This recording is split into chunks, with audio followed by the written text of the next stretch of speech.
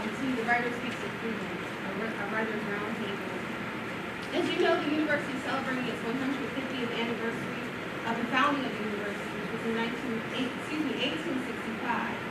Clearly, we couldn't do that without acknowledging the history that brought us to this day.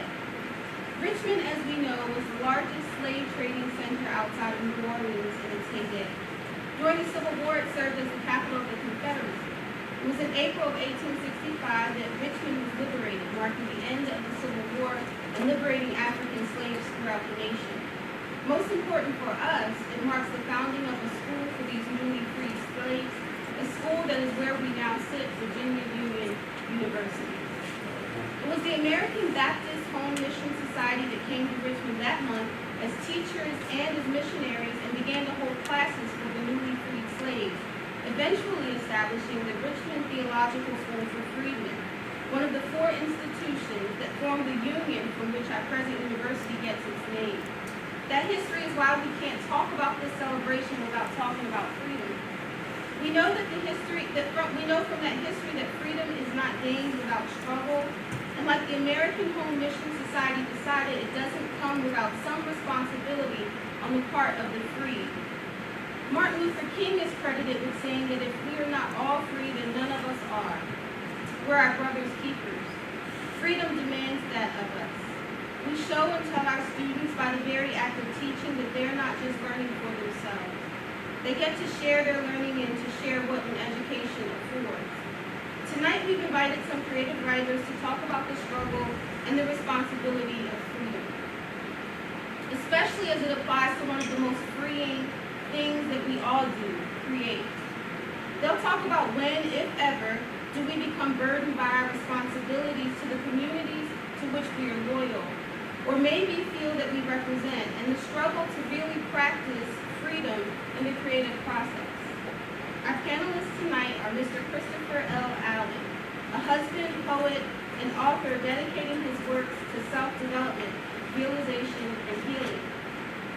His humanitarianism has led him to employment with the city's Department of Social Services.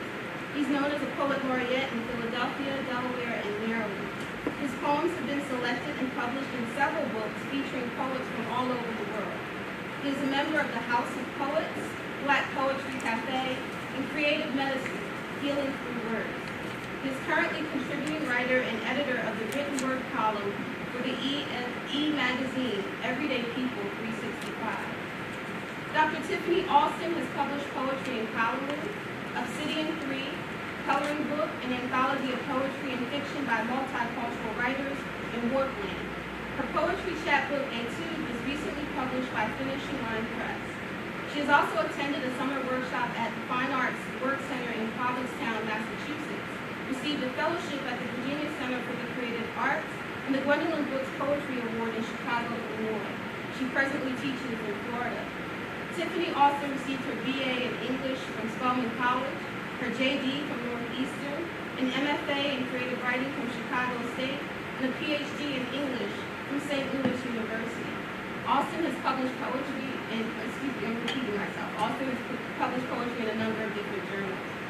Brother Yao, Mr. Hoke S. Glover III, is a poet, teacher, and former owner of Caribou Books. His work is centered on issues of literacy and the promotion of reading in the African American and larger community. He's currently an assistant professor of English at Bowie State University. His poetry and/or essays have been published in African American Review, Obsidian 3, Tidal Basin Review, Smartish Pace, Beltway Quarterly, Spectre, Libations, Plowshares, and other journals and anthologies. He's recorded with Black Notes, Sonny Sumter, and is currently working with a musician group, Free Black Space. And Mrs. Glynis Boyd rounds out our panel. She strives to live Mahatma Gandhi's edict to be the change you want to see in the world. Mrs. Boyd-Hughes challenges herself first in her efforts to create the world she wishes to live in. As a writer, speaker, and citizen of this world, she believes that change will be seen and felt by all when each person believes his voice matters, that her actions make a difference.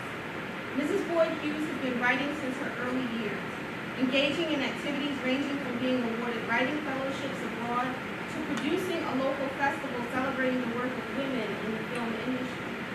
recent endeavors include full participation in a writer's critique group to finish her first book, and launching her life coaching wellness business, Inner Winner Wellness. She's married to filmmaker Gary C. Hughes of Plus Size Productions, her #1 fan. I present to you our Writers Roundtable. So the way this evening will work is that each writer is going to read from his or her creative work. After the reading, we'll have each writer give us a short statement on their ideas about freedom. We ask that you wait until each of the writers has shared to offer your questions and comments. All right, I think we'll start with Mr. Allen.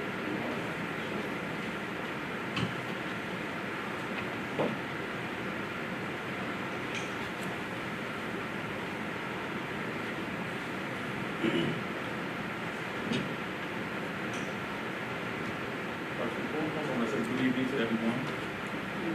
My name is Christopher Allen, and I want to welcome and thank each and every one of you for joining us this evening to celebrate the 150th anniversary of the founding of the University. I want to thank my good friend Glynis Boyd-Hughes and assistant professor of writing, Bowie Scott, for giving me this opportunity to participate in the Writers Round Table, the Writers Space of Freedom.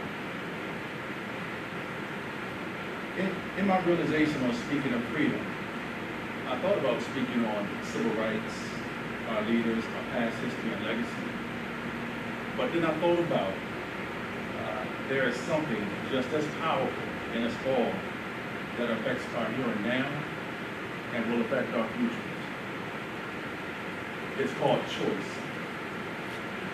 I didn't always use this freedom positively, responsibly, or to my advantage. So, just the young folk, everyone in the room, just be mindful of this freedom and make better choices in your life.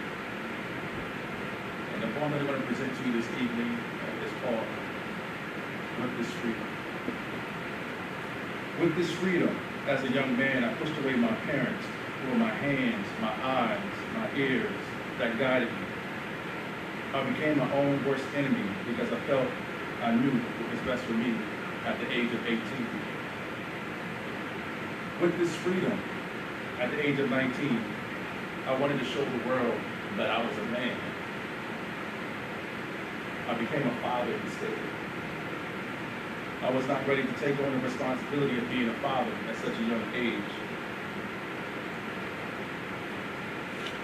With this freedom, I slowed my ability to get a college degree because I had to drop out of college and find a job to take care of my daughter. With this freedom to earn extra money in my household, I chose to use others' pain and addictions for financial gain, in which almost cost me my freedom, my life, and my right to vote. With this freedom, I became angry and bitter of the bad relationships I chose. I lost the ability to know what a healthy relationship feels like and looks like. With this freedom, I enjoy hanging out and meeting new people, hanging out at bars and clubs. I met a group of strangers who bought me a drink. We were conversating and having a good time, and this was at 5:30 p.m. in the evening.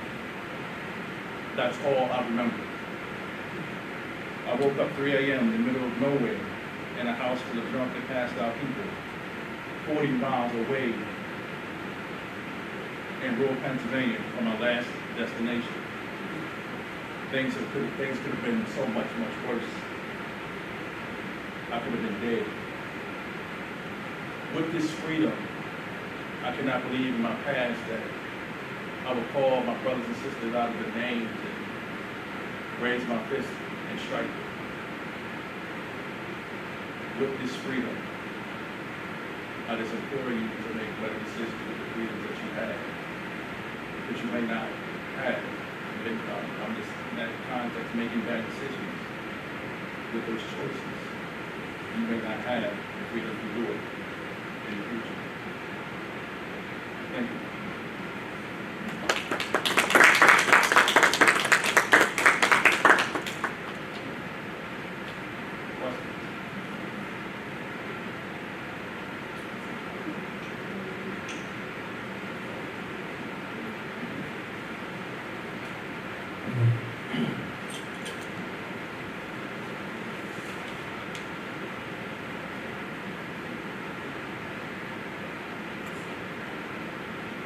Can everyone hear me? Yes, no? I need to project, okay. So, the theme of freedom, it's so interesting hearing Darlene. Can you hear me now? Yes? Put the mic on. Put the mic I don't know if it's... so that they can hear it. So if they pick up on you, I'll record. There we go. Can you hear me now? No?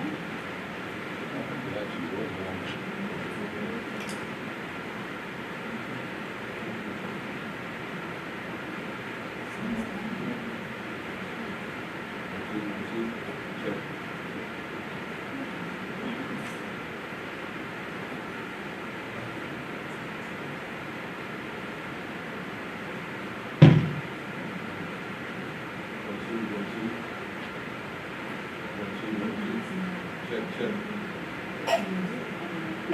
Let's take. 1, 2.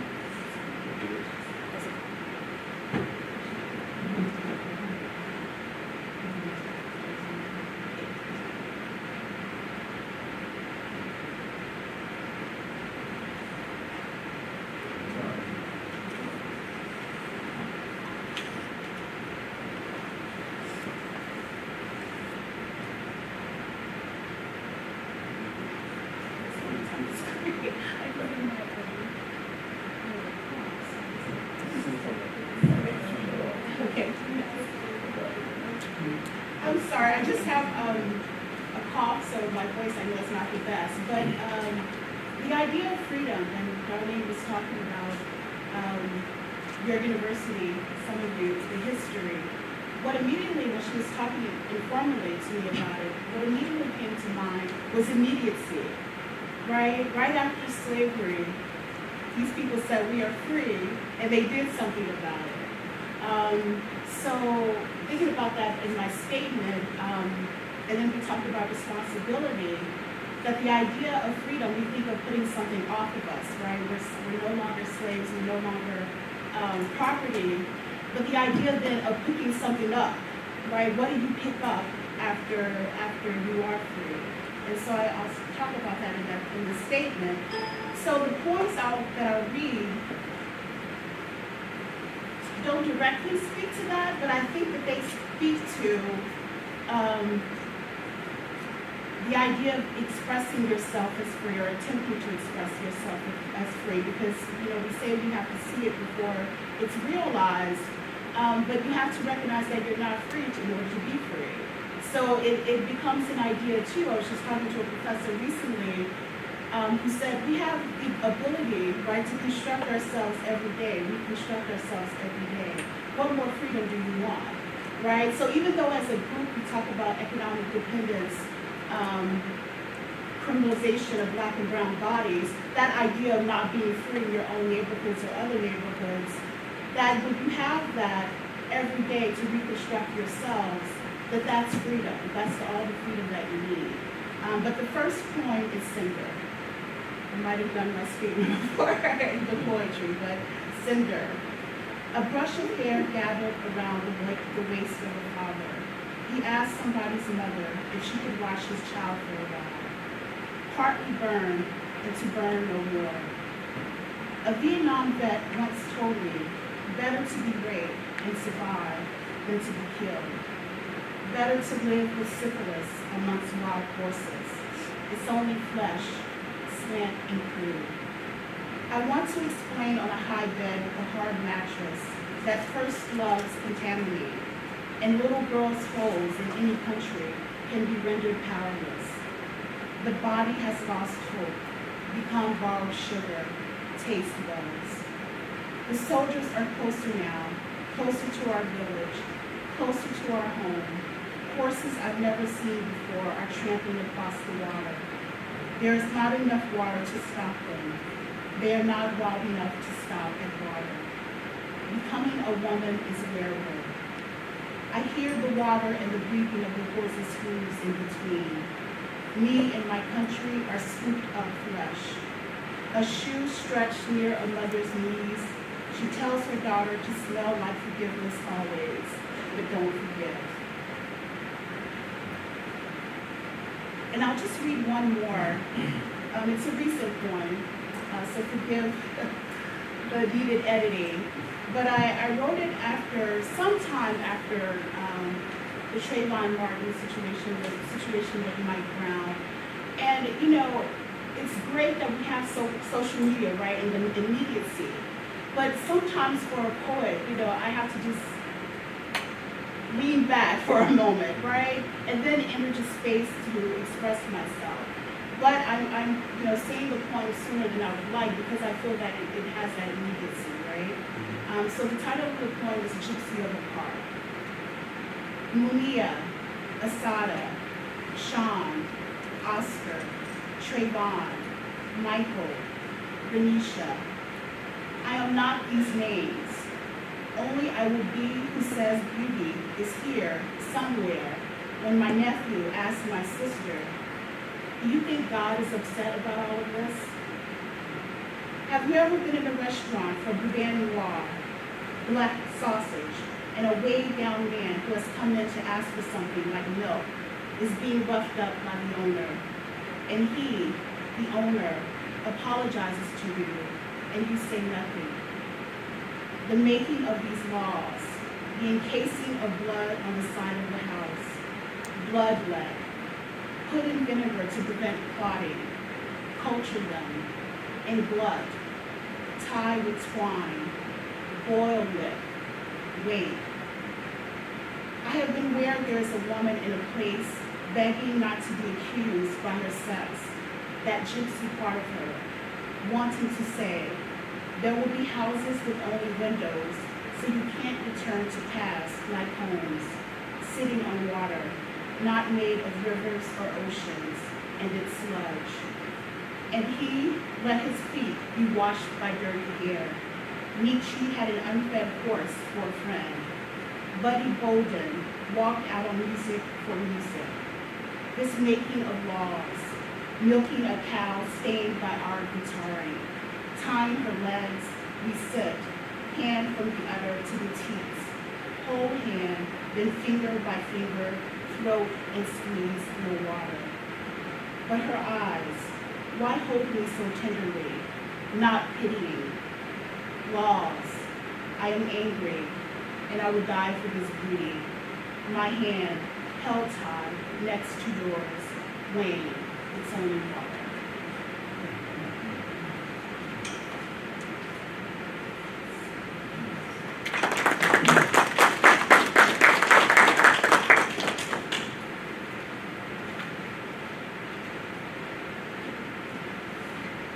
All right, I'm just going to read, I'll read two poems, and then I'll speak for a second after that.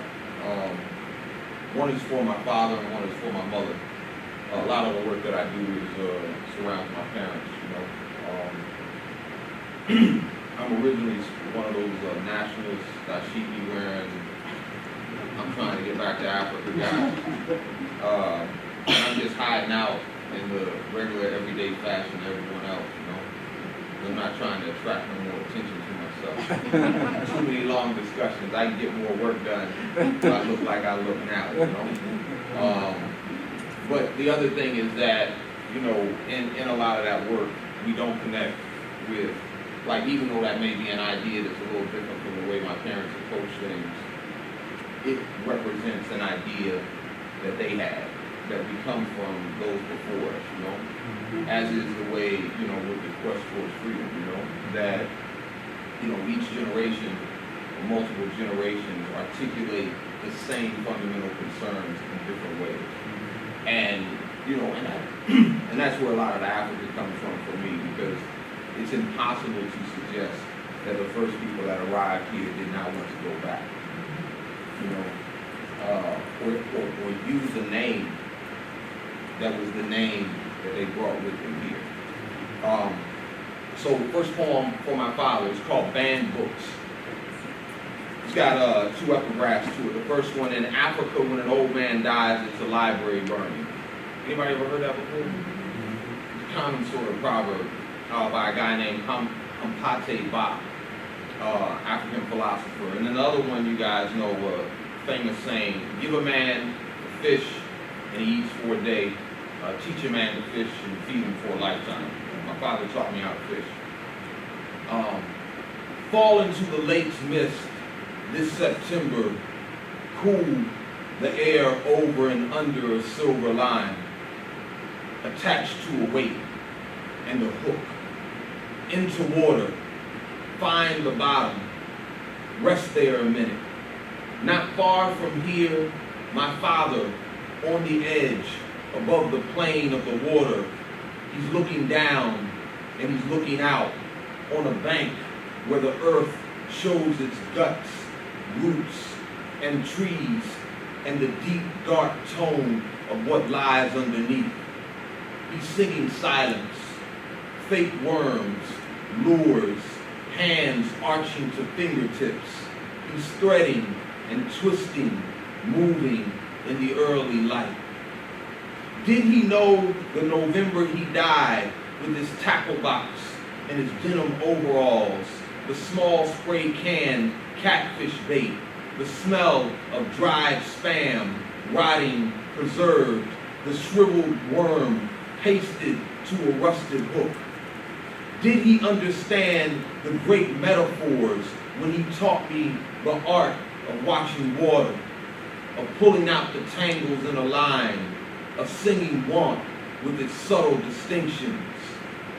When he taught me waiting, he did not wait. He did not teach.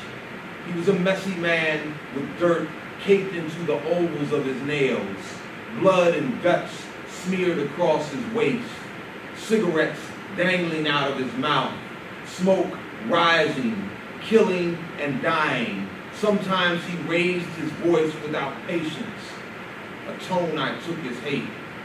Then I was afraid, the ghost of his eyes, thunder and impatience over tiny things, watching a rod, a line bending. I was throwing rocks into the water, not paying attention. Did my father know of the burned Egyptian libraries?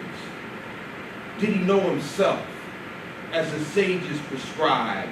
He was a man with a bamboo rod, walking into the tall plants, just trying to find a good spot. If a man is a symbol, my father is a penny. He's brown and he's copper, he's abundant and he's everywhere. He is use, he is used, and he can be useless. Did he know that writing is not moment? Dust is not really black. Human is not flesh. That we are all really impossible, but we believe in less. I banned my father's books in grief. My God, I've forgotten those mornings like nights, those nights like mornings.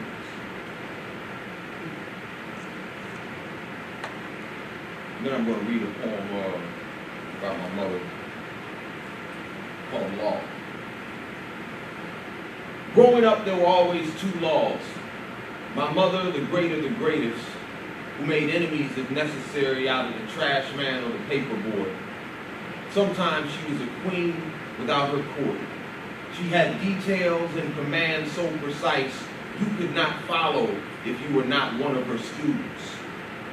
If you did not know her nobility, you might think she was crazy. In her house dress, standing in the driveway, shutting down football games, or calling the police, or the government, the inspector, all of them. She was a great law, made in heaven, not by God himself, but one of his angels. She was handed down to earth on a rope that fell from the sky, and then she was shipped to Nashville by airmail and given as a gift on her birthday to my grandmother by the Oishas themselves, who were disguised as vagabonds, door-to-door merchants like Elijah Muhammad and Daddy Grace before they became men with wings and symbols. And there was a second law, which came from heaven too, a white heaven, like all heavens, I suppose, with angels, wings white, large and frightening, and white sheets like laundry day blowing in the wind, even the tiles in the place, white. And of course, the people, Southern and white, with talk and gentility and a surface kindness and hospitality, which would make you think there never was a South, or a slave, or hatred. And they had great talks of God, who fed men with a few fish, who made man and woman, who blessed America with Christianity and Ronald Reagan, and gave birth to tiny heavens all across America where the gospel was followed, like strange black men in white neighborhoods.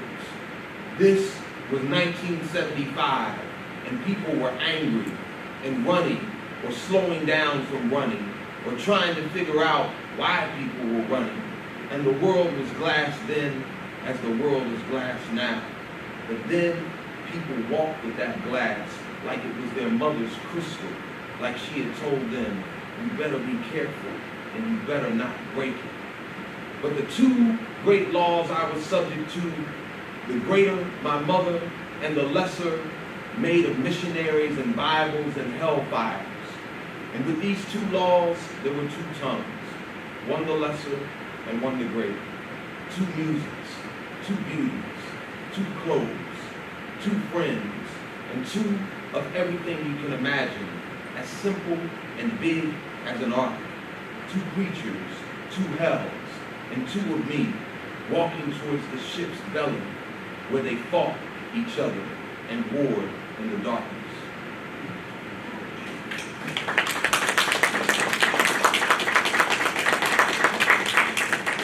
And I would just say this, that, for me, this idea of freedom is, freedom is a metaphor, and it is for African Americans, it has been the most powerful metaphorical representation that we've created.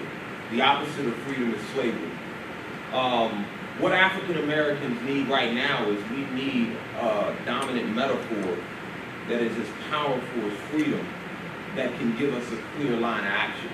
And I think at this point in time, we lack that. A lot of the work that I've done recently, and I actually have a book in the back that's on it, it's called I as Another, how metaphor shapes the world that we live in. A lot of the work that I'm doing now is on metaphor. It comes out of this idea of being a writer. That what we do when we cannot explain something to someone is we seek a familiar and an unfamiliar, or perhaps two familiar things, and compare them in a way so that people can understand exactly what it is that we're talking about. So again, I think that for me, and there's a lot more, but a lot of the work that I've done recently is I'm on a quest to create new metaphorical relationships that will enable African Americans to be able to get some of the work done that we need to get done. Thank you.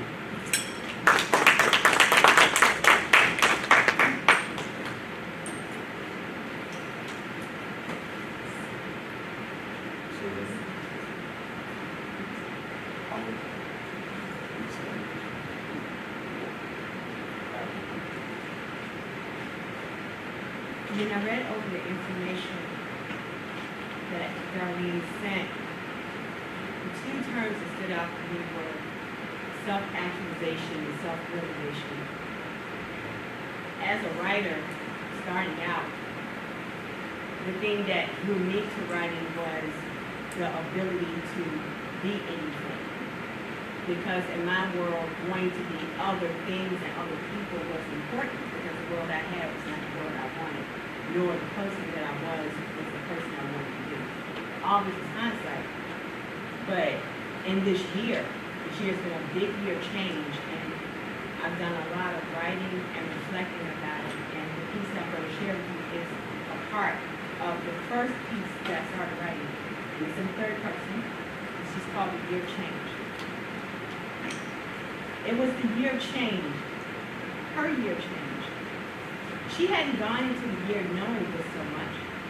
The new year had come in as it always did, with her making plans, as she always did, to change one certain aspect of her life that she felt if it changed, everything would change. Wait. As long as she could remember, weight had played the starring role in her life, to where she often felt she was a supporting actress to this hulking drama queen that seemed to have an insatiable appetite for Coke, drive-through food, and late-night events. Oh, dang, she thought. I'm doing the negative self-think thing again. My bad. And she stopped. But then again, it was a year change, so anything can happen. When she decided to move forward with the plan, she had left her nurse practitioner's office with a list, a paleo diet food list, clutched in her hand as if her very life depended on it. It was actually December 30th, the day before the last day of the old year. She had sat on the side of her bed gingerly. At 300 pounds, she found her movements had become more gingerly, until sometimes she felt like a freaking giant jar of ginger without any cookie mix. If I start today, she thought, then I won't be like the losers who always start on January 1 and fall apart by the end of the month. Never mind, she had been a part of this club for so long, a scholarship was under consideration for many. She had told her husband her plan, as well as the fact she was giving up everything else. Everything? He asked doubtfully, as if he thought maybe that meant her too. Well, she conceded, I do have to work, and if there's an emergency or anything, I'll be there. No writing, no hanging out, nothing. I'm just going to focus on my well-being and health. Her husband tried to convince her she could do other things, that she could still focus on her goals.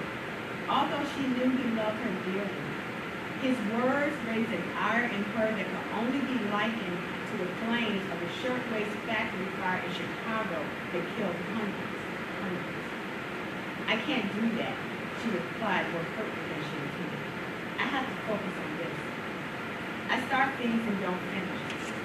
That's not what you do, but I do. And for once in my life, I have to finish this. Tears began to roll before her words ended. She didn't have the words to express to him all the way she felt for the past 40 years in regards to her body, from how men treated her to how she treated herself. That she had not felt good in so long. She wasn't even sure if she really knew what this felt like, or if she had ever really felt it. And if this did not change, that as awful as she felt in that moment, the day would come where that moment would be remembered longingly, because where she would end up, as far as how she felt, was unimaginable to anyone except her, who had a very good imagination. No, she repeated, nothing is. And her husband nodded, because he knew his wife, and her mind settled. When did he start? He asked with a slight smile, and she could not stop crying. January was the inaugural month, and it involved cleaning out cupboards and many boxes explaining more than once. There's nothing to eat in this house to the other person. She began to look at recipes and try them out, as well as making conscientious efforts to ensure they ate wholesome food. She didn't focus on exercise because she knew she'd become overwhelmed and discouraged. She walked 2 flights of stairs every day.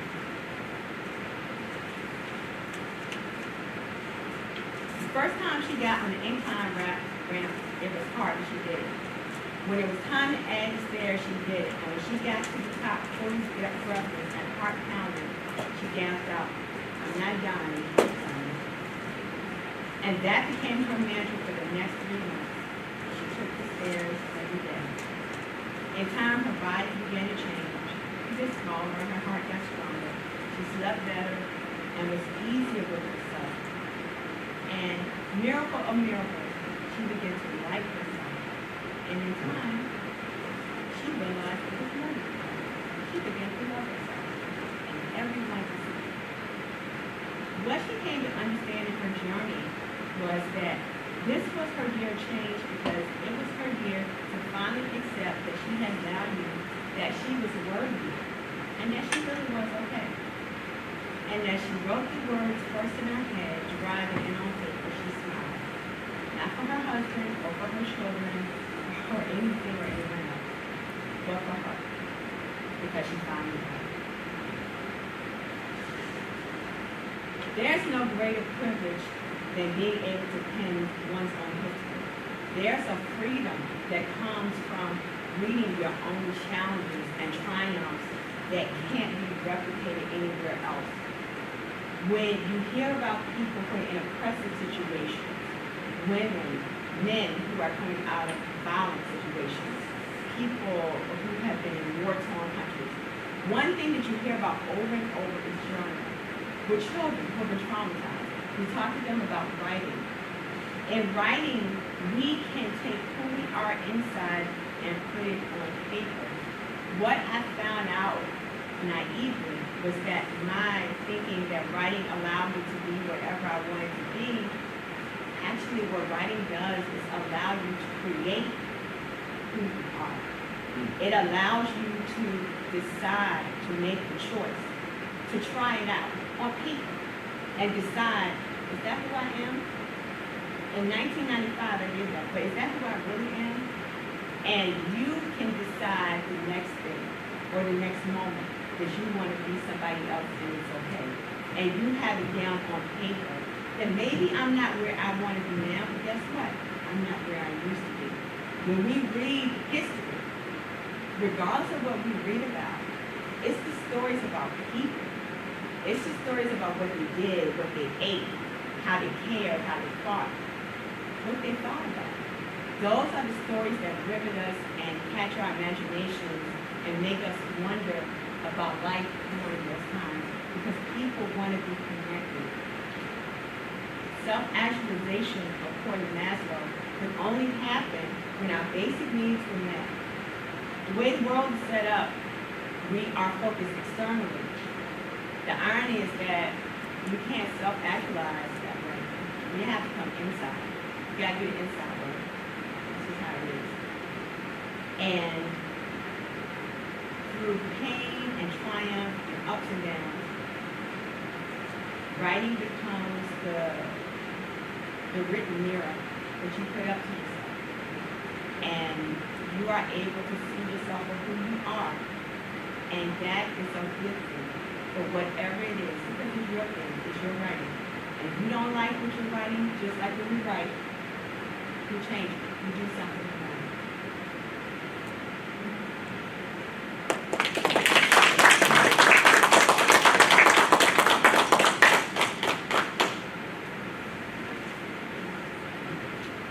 So, I think all of our writers have given us a bit of a statement on their ideas about freedom. So I want to ask you guys if you have any questions for any of the writers up here about what they read, about their statements on freedom and so forth.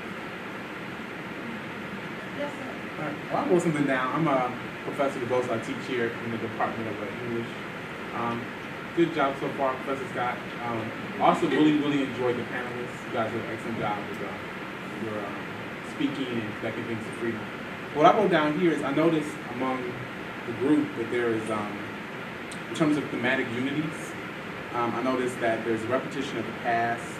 A lot of you spoke to the transgenerational. I know you spoke about gender.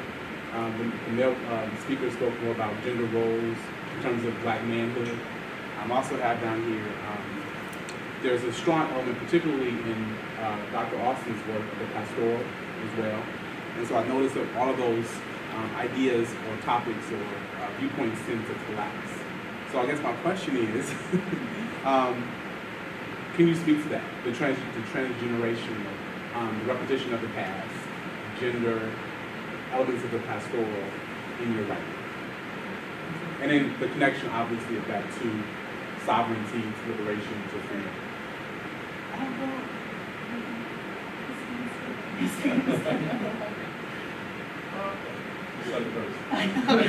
That was because I heard pastoral and I was like,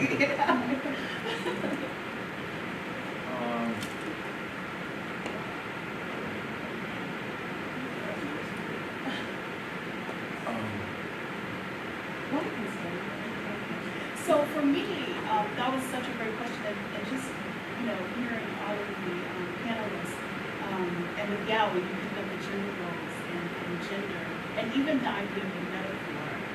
As poets, I was, kind of apprehensive in terms of freedom, right? Because, I'm doing this like poetry readout on my own campuses where we read poets that have dealt with social justice. And what happens with poets sometimes is that you're told to put the political out of the poetry, right? But what is political? When you said people, it's people, right? It's about connecting with people on a policy level. That's politics. That's what we do in poetry. We're only trying to connect in some metaphoric way, right? But I agree with Yao that freedom, that word has become a scapegoat almost. So it becomes like a burden in a way. And that we need new language, we need new metaphors to talk about what kind of freedom we actually want. In part of my statement, I talked about the Sanskrit idea of stumbling upon the wrong name, like a lover saying the wrong name, stumbling upon the wrong name. And so it seems to me, in terms of slavery and our history here, stumbling upon the wrong name, not naming ourselves when we come here, that's what we're attempting to do, name ourselves. And in terms of expression, jazz and blues, what other beautiful expression of taking these European instrumentals and constructing something that names yourself? And so that we need to do that work. I go to these conferences, and some of the new age, I kind of, try to describe them, say, well, we need to embrace this terminology of bitch and other words, and take the power back and go all about context, right? But I'm like, well, why can't we just have new language, right? And so in terms of my poetry, that's what I try to do. Like, I try to have new language to speak to the pastoral in a different way, rather than saying it's apolitical. How can I make it political? So in that sense, that's how I create my own freedom, using the past to say I'm creating something, I'm naming myself, I'm naming my poetry, what I consider poetry. And in terms of, I was just thinking about when we were talking about body image, it's this idea that we want to feel safe somehow, and even with the father. When I lost my father, I didn't feel safe any longer in the world. I didn't, right? And so it became, how do I feel safe again? And for me, it has become my most vulnerable part is my most powerful site, right? When I'm able to say, I'm open, you can't hurt me with anything, right? That's my most powerful site where I can create and name myself. So I try to do that with my poetry, to say that this is how I'm expressing my freedom. I try to do, actually, I know you should say this, try to do, what jazz artists and blues musicians do with their music, I'm trying to do with language and poetry. And that's how I speak to my past, my African American past, and creating new. You know the politics of well, just because, just in terms of that we're not musicians, right? That I'm not a musician, so I can't do what Charlie Parker did. So that's okay. Your instruments are words. Yes. Yeah. Yes, and I love visual art as well. Like your colleague is a great artist and poet, so I'm trying to get her to do something with me in terms of her art and my poetry. So, yes. But I think the thing, and I would just say is, if you mention Parker, or Trey, Ellington, or blues musicians, I think, people may be hesitant to say that about the music because it's so obvious that the transgenerational musical tradition that we brought to this country, is capable of transforming whatever musical tradition was imposed upon us. And that, it's freedom. But I think that's the other thing about freedom is that, just as a general comment on it, that when we think about freedom, and I think one of the reasons African Americans have been given freedom is because it implies the absence of some of the discipline and structure that exists on the other side. Whereas if you get to the freedom within that musical tradition, it's really clear that you may not have been reading or writing, but If we didn't go to Harvard, I tell my students all the time, you know, if we had sent the first few people that thought up hip-hop to Harvard, they would have stomped it out of them, given them a suit, and it would have never existed. Same thing with almost everything. But at the same time, what you have is you have a musical tradition that imposes discipline on whatever structure it is that we receive. The difficulty with writers is that it is the English language. I mean, and that name ain't changing. You know, it is the express property of the British, you know, and the Americans. And so when we start talking about an, and that's why I stopped, is when we start talking about an aesthetic or somehow doing something with language that in the end could be as creative as what it is that, you know, Parker and them have done, it almost seems like, you know, there's a boundary or there's a limit that exists there simply because it is in English and a British language, you know. And I think all of that speaks to the transgenerational.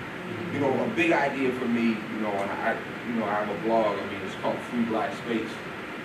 And you know, I'm interested in conceptual frameworks. And part of what I think about is that African Americans have always transferred the most important knowledge outside of the eyes of whites within what I call a free black space. And that's the reason our culture and the weight it has is so mysterious. This idea of an education has always been, you know, colonial. There's a whole lot of other people involved in that. But we actually have another sort of independent educational, you know, structure that still has never really existed above ground within this country. And I think when we're going to talk about freedom, and this is the other thing about that, you know, the idea of free black space says that freedom is not something that you petition for. It's something that humans carve out for themselves wherever they are. That freedom is akin to resistance.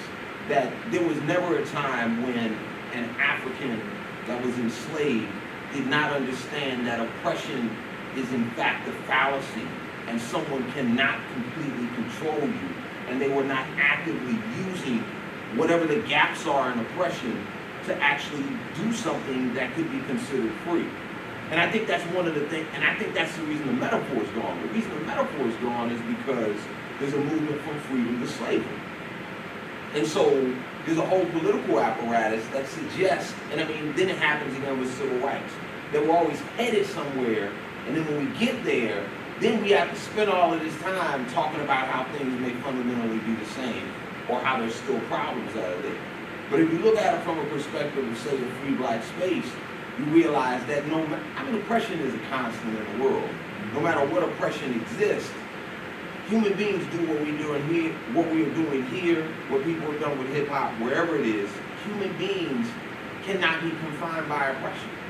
That they operate in spaces where the reality of, and that's the thing, humanity, like the core of resistance, is the natural inclination of being a human being.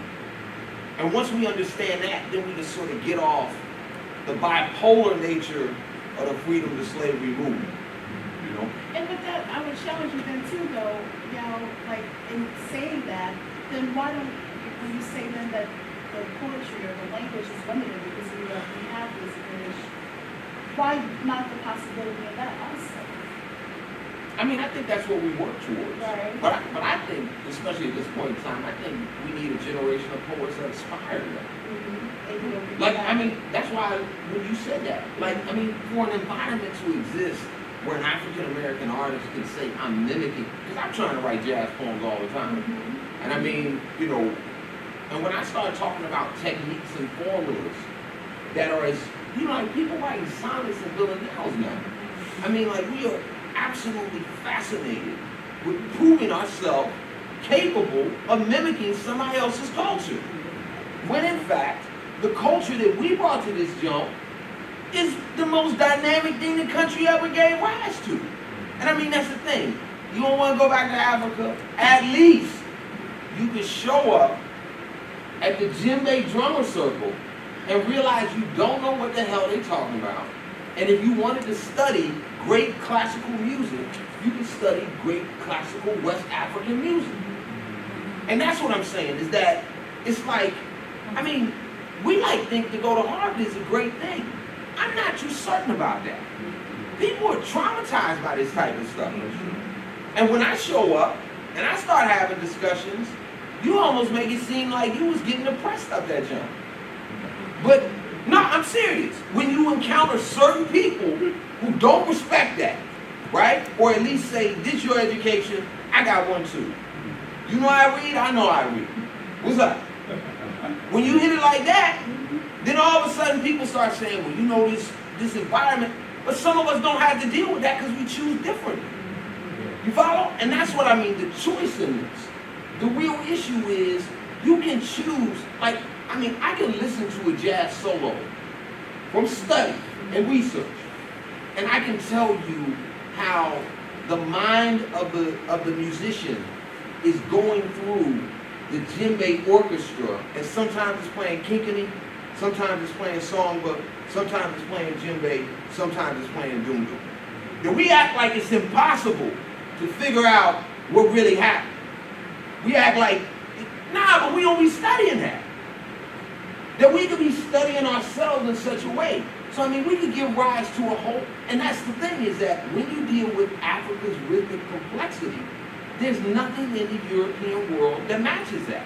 So really what this involves is you having to go to Africa and sit beneath the feet of people who look like you and realize that you're not a colonialist, you're not coming there to teach them anything, they're giving you something. And I mean, if we did that, then we could do that with the English language. But right now, the reversion to form is really a reversion to literally Africa. It's like Africa ain't got no form. Or we gotta make up something. But I mean, when you look at jazz has very precise, very specific forms. But to render them on the page is gonna develop an African mind that is extreme, and we're not struggling, and we're not struggling with that. Right. I mean, I think we are, but how do we get the public discussion? And then if you're an academic, you know, all the academics want to know how you get tenure. Like, how you gonna get tenure talking about Africa? I mean, this is really what we're dealing with. That if you start studying with the drummer circle down in the middle of DC, that ain't, how you verify it? You put that on your resume? I was down at the drummer circle, and you put that on your resume, and you send that over to the university, and they be like, and I mean, and that may even be part of the discussion of freedom, which is that the real freedom to study ourselves, and I mean, and that's the thing, is that may be the one we lack, which is the freedom to be able to deal with the problems that we need to deal with and still make a living. And that's probably where we're the same as slavery. Because almost everybody I know that does good work is double timing, part timing this job. You got to do this over here. But I'm saying the people that run this country, when they get up, they go to work. And if they got to put down a rebellion, stomp out Osama bin Laden, deal with domestic abuse, run the industry, tax the cigarettes, all that the same job. They ain't part-time. It's all the same job. Whereas for us, there is this clear division that I do this to make a living, and then I got this job over here that I be doing on the side, you know. And I'll get in trouble when I say, then what is the HBCU responsibility? There is in none. that? You know, because, No, I mean, and we need to be clear. I mean, 150 years. I mean, that is the crux of slavery. I mean, what was the environment that these institutions were created? You know, and where did the funding come from? You know, I mean, that the institution. I mean, look at, if you're in the English department, look at what the curriculum is. I mean, that this is about. That's actually something from a pedagogical standpoint that we're kind of struggling with now too, as sort of young budding professors. And we've had this conversation among Dr. Johnson, Professor Scott, Professor Wilson, the idea about recreating not only different pedagogies but different courses. I think what you're talking about is too is the imposition of, like, I guess, the Western tradition that sort of permeates a lot of HBCUs too. And then trying to find, and not saying that's problematic, but at the same time, for the predominant HBCU, the number of classes that we offer, things that we talk about, our discussions are very limited in scope to some extent. But I was going back to what you were saying about creating metaphors too. It kind of brought me back to what Juno Diaz was saying, his epigraph, his novel Drown. And I guess you were saying the same thing to some extent about how we create language. We're confined by language, by the king's speech, by the king's tongue. But how do we create a reality where we're confined by that very language? And so, but I think what he tries to do in that novel, or collection of stories, many of his stories novels, is try to recreate metaphors or language, although he is within that confines of a tongue that he doesn't consider very natural to, or intrinsic to himself.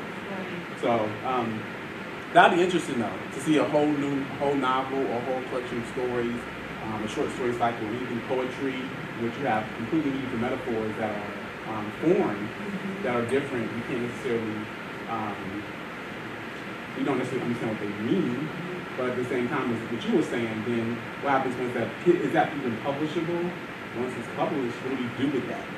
You know, how do we theorize that? How do we criticize that at the same time? So it's like all these different tensions with the writer, with the poet. You know what I mean? So I don't know. It's like two different conversations going on, but.